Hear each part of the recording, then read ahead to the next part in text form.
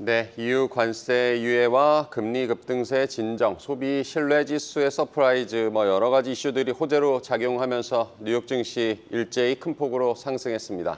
네, 미증시 훈풍을 이어받으면서 오늘 우리 시장도 상승 흐름 가져가지고 있고요. 내일은 또 금통이라는 빅 이벤트를 앞두고 있습니다.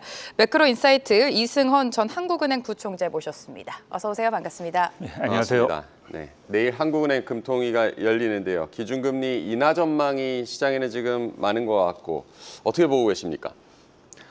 예, 저도 뉴스를 통해서 좀 많이 네. 보고 있는데 대체로 인하 전망인 것 같아요. 거의 다 대부분 인하 전망인데 주로 최근 경기 둔화, 특히 1사분기가 마이너스 성장이었고 네. 특히 경기가 내리막세이고 내수가 상당히 안 좋고 특히 건설 경기가 굉장히 안 좋아서 이거를 보강하는 어떤 금리 인하가 있어야 된다라는 게 많이 전망이 되고 있고 특히 지난 금통위 때는 그 원달러 환율 상당히 높아서 네. 그게 좀 부담이 됐다는 얘기가 나오는데 환율 지금 최근에 굉장히 급락을 해서 그런 측면에서 금리 인하 얘기가 많이 나오는 거 물가도 상당히 안정이 돼 있고요. 그런 면들이 지금 그 근거가 되고 있고 주로 내수 경기를 부양한다든가 특히 이제 대외 불확실성이 확대되어 있는 상황이라 금리 인하는 이런 상당히 필요성이 있다고 할 수 있겠습니다. 네, 금리 인하가 예상이 되고 있습니다. 이번 금통위에서는 경제 성장률과 물가 상승률 전망치를 담은 수정 경제 전망도 좀 공개가 되는데요. 최근에 많은 기관들이 한국의 연간 성장률을 0%대로 하향한 상태라 이 경제 성장이 어떻게 나올지 좀 궁금해집니다. 예, 지금 한은이 지난해부터 계속 그 성장 전망을 내리고 있고요. 네. 네. 한은뿐만 아니죠. 다른 IB들인가 국내 기관들도 계속 내려서 이제 거의 0%대로 지금 내려가고 있습니다. 뭐 지금 트럼프 관세 불확실성이 여전하고 실제로 우리 지표도 나쁘게 나오기 때문에 이거를 반영해서 내릴 수밖에 없고 내일 수정 전망 나오는 것도 분명히 내릴 거라는 예상이 지금 강하고 저도 그렇게 보고 있습니다. 그래서 어느 정도가 내릴 거냐가 이제 시장의 관심거리인 것 같은데요.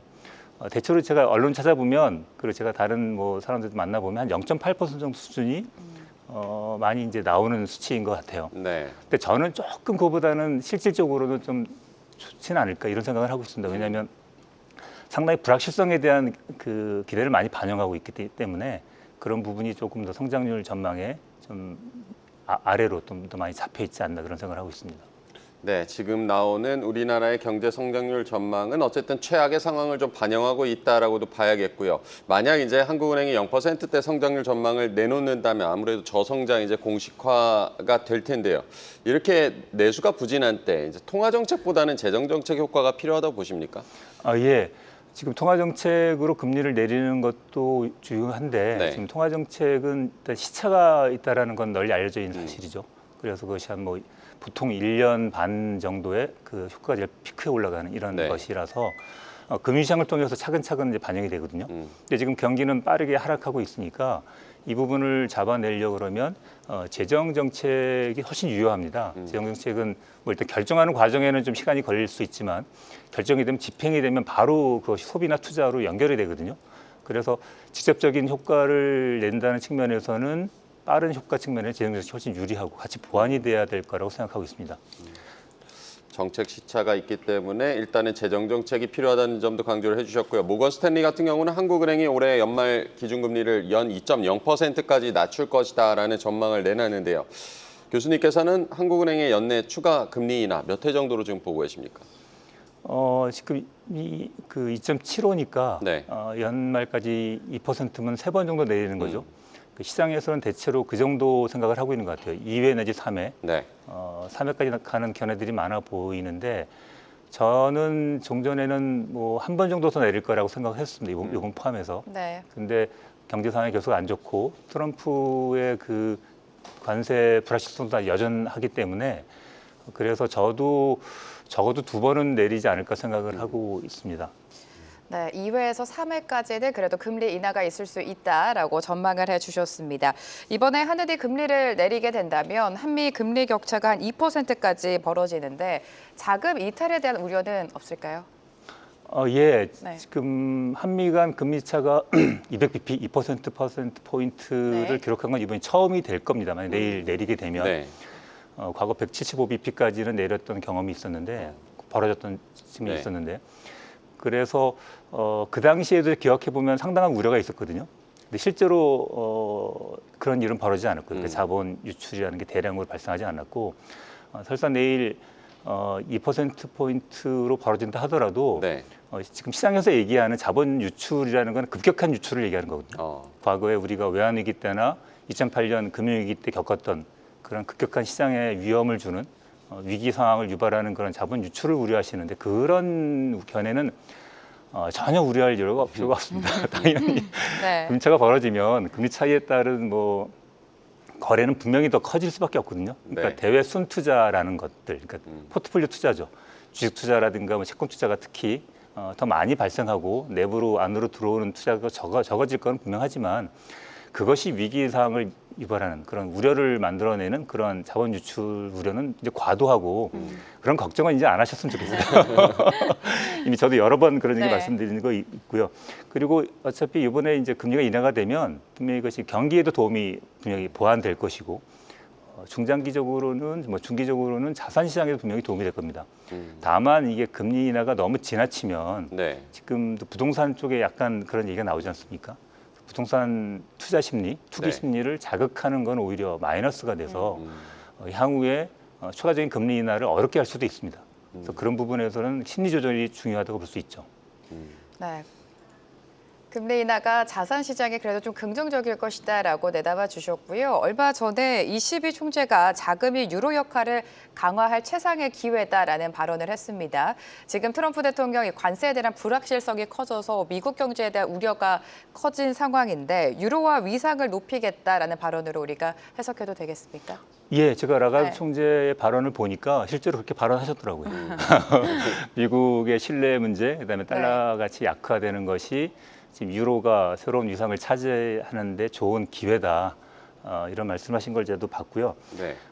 당연히 시장에서도 그 말씀에 동의를 할 거라고 생각합니다. 실제로 지금 달러 가치가 하락하고 있고 유로가 전년 말 대비 연초부터 상당한 강세를 보이고 있던 것이 사실이기 때문에 그렇죠. 그렇지만 그리고 그 배경으로는 유로가 그렇게 강하진 않지만 꾸준한 성장세가 좀 이루어지고 있거든요. 그리고 작년 4, 4분기보다 1, 4분기가 좀 더 성장률이 전반적으로 좋았고 그리고 지금 독일 같은 데서 그 균형 재정 그 원칙을 깨고 상당한 큰 투자를 할 거라는 그런 얘기도 했고요. 그래서 유럽 쪽에 투자 기회가 더 생기고 그런 부분에서 유로 강세를 그러니까 발생시키는 그런 요인들이 네. 분명히 존재합니다. 근데 다만 유럽이 현재까지 그 어떤 약한 모습을 보였던 거는 유럽의 재정 통합이 안 되고 있고 또 시장 통합도 좀 어렵고 있거든요. 여러 네. 가지 법적 제도적 장치 때문에 서로 협의만 하다가 결론을 못 내는 이러한 안 좋은 부정적인 모습들을 많이 보여줬기 때문에 유로가 미달러에 비해서 약했던 것이니까 이런 부분을 좀 해소가 돼야 되고요. 그리고 지금 많은 리포트를 보면 유럽의 기업들이 미국에 비해서 훨씬 생산성이 약합니다. 투자가 지금 안 되는 이유도 기업들이 돈을 못 벌기 때문이거든요. 그러니까 이런 부분을 개선하지 않고서는 또 실제 유럽에서 그런 얘기들이 많이 나오고 있어요. 이런 부분을 극복하지 않으면 유로가 달러를 대체할 만한 그런 자산으로 등극하기는 좀 시간이 많이 걸릴 것입니다. 네, 어쨌든 ECB 같은 경우는 유로화 강화를 노리고 있다. 중국 역시 위안화 표시 무역 거래 비율 하한을 25%에서 이제 40%로 올렸는데요. 이거 역시 이제 위안화 위상 강화를 노리고 있다라고 해석하면 되겠습니까? 예, 그렇습니다. 중국은 오래전부터 그 지금 IMF의 통합 베스켓에도 지금 들어가 있거든요. 네. 그거를 통하고 또 여러 가지 중국 위안화를 기축통화로 하려는 노력들을 오랫동안 지속해 왔고 지금 중국인민은행에서 각 주요 은행에 그 국제 거래시, 그러니까 그 중국과 다른 외국 기업 간에 거래할 때 그 중국 위안화의 결제 비중을 항상 이렇게 통제를 하고 있어요. 일정 비율 이상을 반영해라. 특히 네. 이번에는 그걸 40%까지죠. 확대하라고 했고 그것을 달성하지 못하면 평가에 진짜 영향을 줍니다. 그러니까 은행들 입장에서는 이게 법은 아니지만 네. 따라야 되는 그런 필요성을 강제성이 있는 거죠. 그래서 위안화 비중이 점차 계속 확대되고 있는데 이게 사실 무리스러울 수 있어요. 왜냐하면 은행 입장에서는 위안화 가치가 안정적이지 않거든요. 네. 그리고 외국 기업 입장에서는 위안화를 보유하고 있는 게 그렇게 좀 썩 바람직하진 않습니다. 달러보다 훨씬 유동성이라든가 안정성이 약하기 때문에 그렇지만 중국 정부는 중국 인민은행은 이거를 통해서 해외 기업들이 해외 거래처들이 그 위안화 자산을 확대하기를 원하고 그걸 통해서 위안화 위상을 높이고자 하는 겁니다. 그걸 통해서 위안화 자산이 이제 투자가 되면 위안화 뭐 주가라든가 이런 부분에 도움이 되겠죠. 네, 달러 동향도 좀 살펴봐야 될 것 같은데 앞으로 미국 달러 가치가 추가 하락할 가능성이 높다고 보십니까? 예. 작년까지는 달러 가치가 상당히 강세를 보였거든요. 네. 상당히 가파른 그리고 뭐라 그러나 굉장히 모멘텀이 세다고 생각했는데 네. 올 초 들어오면 실제로 달러 가치가 많이 떨어졌고요. 그 배경을 보면 여러 가지 얘기가 많이 나오지만 가장 그 펀더멘털한 얘기는 달러 자산에 대한 투자가 이미 한계에 도달했다라는 분석들이 많이 나옵니다. 네. 전 세계 투자된 이 포트폴리오 투자라고 하죠. 그 자금의 거의 절반 가량이 미국에 투자되고 있다. 네. 그 이상 들어오기는 어렵다라는 분석까지 나오고 있어서 그런 부분이 일부라도 이제 그 되돌아가면 달러 가치는 떨어질 거라는 얘기들은 분명히 연초부터 있었고요. 그런 가운데 지금 트럼프 정부의 관세 위협과 이것이 번복이 되는 것이 반복이 되면서 미국의 성장에도 문제를 줄 거라는 것, 그러니까 달러의 신뢰를 떨어뜨리는 것이 하나의 큰 계기가 되면서 그 미달러가 약세를 또 빠르게 가속화되는 측면이 있었고 또 최근에 미 하원에서 그 트럼프 감세법이 네. 또 통과가 되지 않습니까? 네. 금수한차에 통과가 됐는데 이 앞으로 상원에서는 어떻게 될지 모르겠지만 이 부분이 미국 재정 적자를 확대할 우려가 상당히 크고요. 지금 미국이 그렇지 않아도 미 연방 정부의 그 부채가 60억 불인가? 네. GDP 한 120%를 넘어서거든요. 그래서 이 부분이 지속 가능한지에 대한 의구심이 계속 나오고 있습니다. 그래서 금융시장에서도 장기 금리가 지금 올라가는 이유가 이런 부분을 반영하고 있다고 봐야 되고요. 무디스가 최근에 미국 그 정부의 그 신용 등급을 AAA에서 AA1로 내렸지 않습니까? 네. 근데 지금 3대 국제 신용 평가사가 모두 AA급으로 내려간 거는 네. 1919년 이후 처음이라든가 그래요. 네. 상당히 이건 이례적인 것이고 미국 입장에 상당히 그 타격을 받는 겁니다. 그만큼 지금 달러의 그 위상에 상당한 좀 변화가 있을 수 있고 그 시작이라고 시작할 수도 있습니다. 유럽과 중국 같은 경우는 자국 통화 위상을 강화를 시도하고 있고 말씀하신 대로 미국은 뭐 재정 적자 문제도 있고 이렇게 달러 가치가 하락을 한다면 미국 자산 시장 영향은 어떨 거라고 보십니까? 지금 달러 가치가 떨어지는 이유가 미국 주식의 투자가 줄어들고 또는 이제 바깥으로 나가는 뭐 네. 이런 것이기 때문에 대표적인 자산이라고 할 수 있는 주식이 네. 가치 하락을 볼 수밖에 없고요. 특히 달러 가치 하락이라고 하면 그 투자한 돈의 그 기업 주가 자체뿐만 아니라 네. 그것이 다시 그 자기 나라 돈으로 환수할 때 그 가치가 떨어지지 않습니까? 환율에 의해서. 그러니까 수익률도 떨어지게 되죠. 그렇기 때문에 분명히 미국 자산 입장에서는 불리한 안 좋은 소식입니다. 그렇지만 저는 좀 이 부분은 신중하게 봐야 된다고 봐요. 왜냐하면 연초부터 상당히 많이 빠졌거든요. 네. 그래서 이런 부분은 조금 지금 저 아까도 말씀드렸던 것 같은데 그 트럼프 정부의 정책의 불확실성이 많이 반영이 되어 있고 이것이 어떤 좀 더 부정적인 영향이 많이 감안돼 있다고 봐야 됩니다. 근데 가만히 따져보면 좀 냉정하게 보면 지금 미국 기업들의 생산성이 제일 좋거든요. 물론 미국 기업 전반적으로 다 그런 건 아니에요. 네. 특히 M7이라고 하는 일부 기업들이 선도적으로 미국 시장을 이끌고 있고 여기에 투자가 몰리고 있는 건 사실이지만 그렇지만 이 기업들의 가치가 물론 지금 주가가 너무 고평가되어 있는 측면도 있지만 그렇다고 해서 이 기업들의 수익성이랄까 성장성이 약한 건 아니거든요. 그래서 소위 이것이 미국의 예외주의, 네. US 익세셔널리즘의 핵심인데 그 밑을 따져보면 생산성의 문제거든요.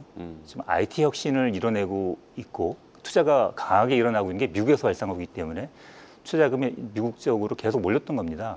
이것이 그만 없어졌느냐 보면 그렇지 않거든요.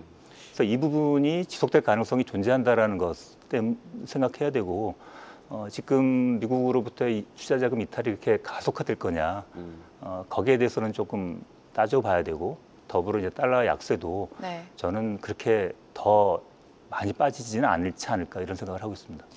네, 달러 약세가 그렇게까지 가속화되지는 않을 것이다라고 말씀해 주셨고요. 트럼프 대통령은 아무래도 약달러를 서도를 하고 있습니다. 약달러의 목표가 미국의 제조업을 부흥시키고 또 무역 적자를 해소하기 위함인데 달러 자산 시장에서 계속해서 자금이 빠져나간다면 정책이 전환될 가능성도 있다라고 보십니까? 예, 지난 얼마 전에 몇 주 됐나요? 네. 그 미국의 갑자기 10년물 금리가 폭등하면서 네. 트럼프 대통령이 좀 당황하면서 정책을 좀 약간 선회하는 네. 모습 분명히 보여줬으니까 네. 트럼프 대통령이 뭐 이념적이라기보다는 실용적이고 약간 그 장사꾼적인 그런 표현이 좀 그렇습니다만 네. 성향이 강한 측면에서 분명히 뭔가 시장에서 반향이 오면 저는 물러설 거라고 생각이 됩니다. 지금 트럼프 정부가 내세우고 추진하고 밀어붙이는 이 중상주의 정책이라고 할 수 있거든요. 시대착오적인 거죠. 과거에 무역 중심의 그러한 시대에서나 가능했던 그런 논리를 지금 갖고 이런 현대적인 이제 금융이 발전하고 변동금리, 변동 환율제 이런 세상에서 그러한 정책을 밀어붙인다는 건 사실 말이 안 되고 그래서 많은 경제학자나 기업가들이 반대를 하고 있는 거거든요. 네. 그것이 결국 미국의 경제와 시장에 악영향을 줄 수밖에 없다라는 것이죠. 따라서 그런 부분에서 어느 정도 나중에는 결국 트럼프 대통령도 그거를 시장에 그런 그 부정적인 영향을 반영할 수밖에 없고 네. 그런 부분이 미국 그 정책에도 반영이 될 거라고 저는 생각을 하고 있습니다. 네. 어쨌든 트럼프도 시장의 반응을 무시할 수는 없을 것이다. 달러 약세 요인이 그래도 있다라고 해주셨고 그에 비하면 이제 원화가 또 많이 내려오지는 않은 것 같은데 원달러 환율 전망은 어떻게 보십니까? 원달러 환율은 기본적으로는 달러에 많은 영향을 받습니다. 그 두 간의 그 상관관계를 구해보면 상당히 높고 최근에 더 그 관계가 높아져 있습니다. 거기에 더해서 이제 원달러는 우리 한국의 자체적인 요인에 의해서 네. 약세를 보이는데 최근에 1,480여 원까지 올라갔었죠. 상당히 높았던 건데 지금은 거의 100원 이상이 떨어졌죠. 1,360원대까지 보였으니까요. 이렇게 높은 그 원달러 환율을 보였던 이유는 달러 강세였기 때문에 작년에. 네. 그다음에 한국이 이제 트럼프 정책에 의한 관세 특히 무역 전쟁, 중국과 미국의 무역 전쟁 속에서 중국 경제가 영향을 받으면 한국도 분명히 영향을 받을 것이고 한국 자체도 지금 관세 영향을 받을 거라는 우려 때문에 그런 불확실성 때문에 원화가 약세를 보였던 것. 그 달러의 강세와 원화 자체의 약세 요인이 결합이 돼서 상당폭 올라왔던 거거든요. 근데 이런 부분이 지금 해소가 되는 이유를 보면 일정 부분은 그 트럼프 관세의 효과도 조금 좀 테임다운 좀 줄어들고 있다고 봐야 되고 달러 강세가 좀 약해지고 있어서 이런 추세를 따라 떨어지고 있고 특히 최근에는 그 미국이 신문 보도에 나왔습니다만 그 원화 강세를 요구하고 있다. 뭐 이런 보도 추측성일 수도 있고 뭐 정확한 소스는 모르겠습니다. 그런 부분에 시장이 많이 반영을 한 것 같아요. 그래서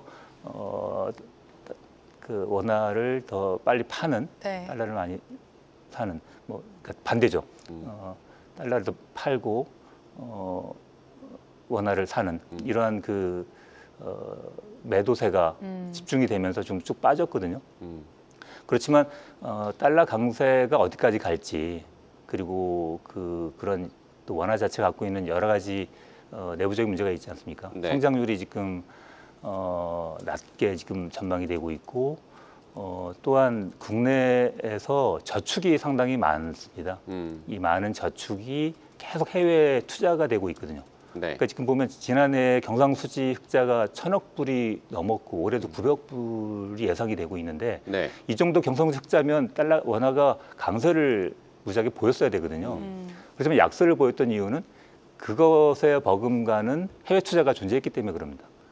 지금 연금이라든가 이런 그 국내 개미 투자자들이라고 하는 분들이 미국 주식을 많이 사고 이러면서 시장에 가서 달러를 사기 때문에 원화가 약세를 보였던 거거든요.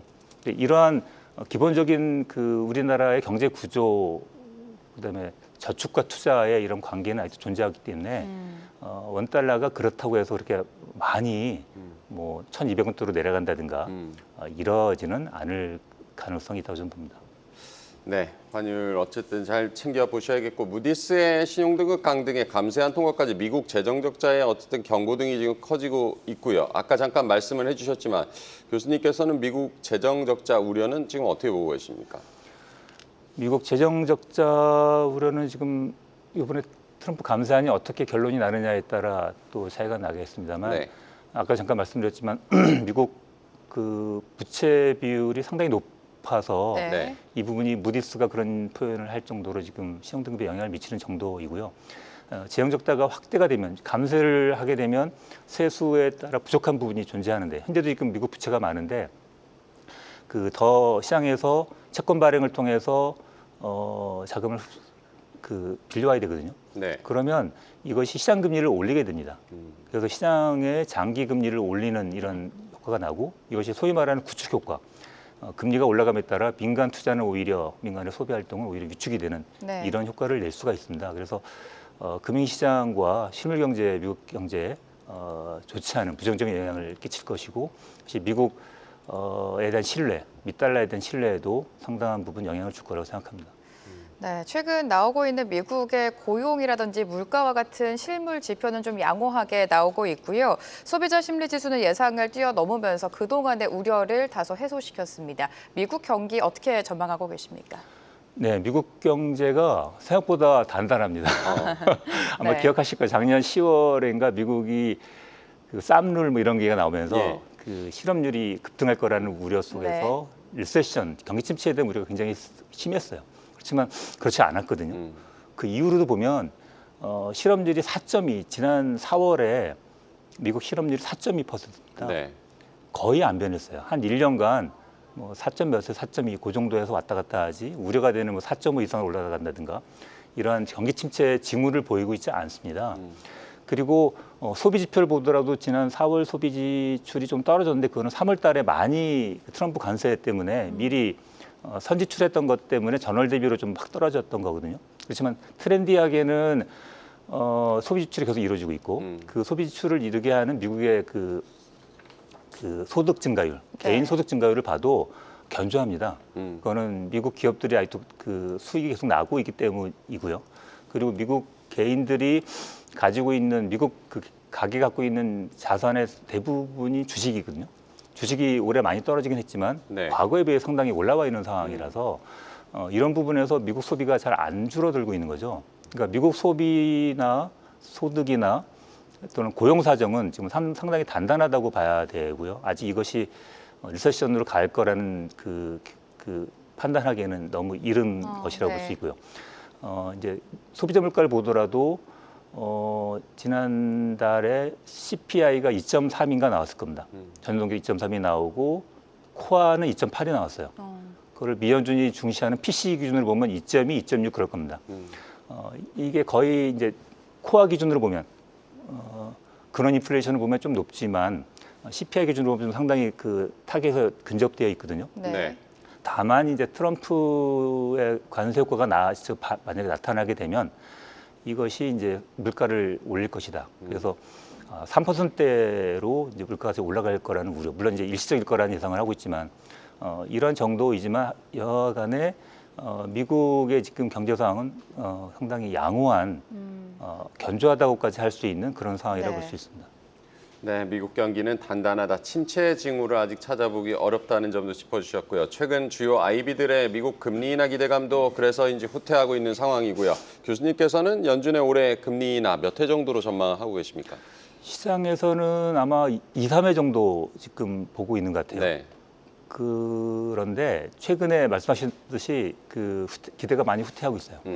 그래서 어떤 서베이를 제가 보니까 주요 투자은행들, 뭐 주전문가들 시장에서의 그 관점이 한 40% 정도가 올해 없거나 많아야 한 번 정도일 것이다. 이 정도 예상을 하고 있는 그 전망들이 올라오고 있어요. 네. 그리고 저는 뭐 오래전부터 작년부터 계속 미국이 금리 인하가 어렵다는 주장을 많이 했던 사람인데 저는 올해 없을 거라고 생각합니다. 이 정도의 경기 상황이고 물가가 지금 우려스러운데 연준이 서둘러서 금리 인하를 나설 이유가 없고요. 그래서 적어도 트럼프 관세 리스크가 좀 해소가 돼서 실제로 실물 경제에 어떤 영향을 줄지, 인플레이션에 어떻게 영향을 줄지가 확인된 다음에 가도 연준은 늦지 않거든요. 네. 그래서 그러한 그 스텝이 작년부터 계속 이어지고 있고 아마 그 연말까지도 갈 거라고 저는 생각합니다. 네, 여러 가지 지표를 봤을 때 올해 연준의 금리 인하가 없을 수도 있다 이렇게 예상을 해주신 것 같습니다. 마지막으로 향후 자산 시장 안에서 체크해야 될 변수 뭐로 꼽고 계십니까? 가장 중요한 거는 네. 결국 뭐 트럼프 관세죠. 네. 너무 변덕스럽고 예상하기 어렵습니다. 조금 괜찮아졌다가 다시 뭐 유로에 대해서 뭐 50% 관세했다가 또 다시 미루지 않았습니까? 네. 이렇게 왔다 갔다 하는 이런 정책이 실질적으로 얼마나 갈 건지는 아무도 지금 모르고 있는 거고요. 트럼프 스스로도 아마 잘 모를 것 같아요. 이 부분이 해소가 돼야 자산시장 주가나 뭐 이런 부분이 어떻게 갈지에 대한 판단을 할 수 있을 텐데 아직은 너무 이르고 그것과 연관해서 연준의 정책이 어떻게 될지도 결국은 이 트럼프 정책에 영향을 받겠지만 이 부분이 결국은 세계 유동성이라든가 금리라든가 영향을 가장 많이 미치는 변수입니다. 그래서 연준이 어떻게 갈지에 대해서 주목해 봐야 되고 또 하나 저는 요즘 주목해 보는 거는 일본 금리가 장기 금리가 특히 30년짜리가 지난주에 급등했다가 지금 떨어지고 있습니다만 그런 현상을 좀 보이고 있어요. 네. 그래서 그 부분이 일부 시장의 어떤 기술적인 측면이 분명히 존재하지만 네. 그 배경을 보면 일본에도 인플레이션이 지금 안 잡히고 있고요. 좀 장기화될 가능성도 있고 그에 따라 일본은행이 금리를 연말에 또 올릴 가능성도 대두가 되고 있고 일본이 과거 한 20, 30년간의 장기 침체에서 0% 금리 수준에서 벗어나고 있는 모습들이 계속 나타나고 있거든요. 그래서 지난해에도 보면 캐리 트레이드가 청산되는 그런 이벤트가 네. 있었지 않습니까? 뭐 그런 급격한 이벤트는 아니더라도 일본 내 금리가 올라가고 그런 부분에서 투자자들의 행태가 바뀌어서 뭐 지금 장기 투자자들이 대부분 일본의 장기 투자자들이 해외 투자를 주로 했는데 그 자금이 일본으로 환류하는 가능성은 충분합니다. 그것이 일부 이제 시장에 어떤 변덕적으로 나타나기도 하고요. 그래서 이런 부분에도 신경을 많이 써야 될 거라고 생각합니다. 네, 앞으로의 자산 시장 트럼프 관세가 가장 큰 변수이고 연준과 일본은행의 움직임도 유심히 봐야 한다라고 조언을 해주셨습니다. 오늘 이승원 전 한국은행 부총재와 함께했습니다. 고맙습니다. 네, 감사합니다.